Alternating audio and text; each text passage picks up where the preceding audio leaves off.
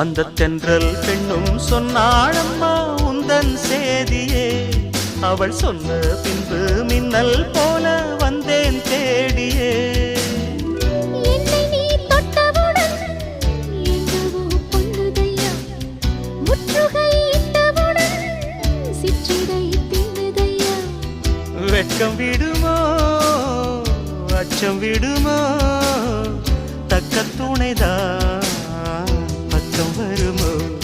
ஒரு சோல குயில் சோடி தன்ன கூடுது கூடுது வந்து, அது நெஞ்சோ தொட்டு நினப்பும் தொட்டு பாடுது பாடுது சிந்து.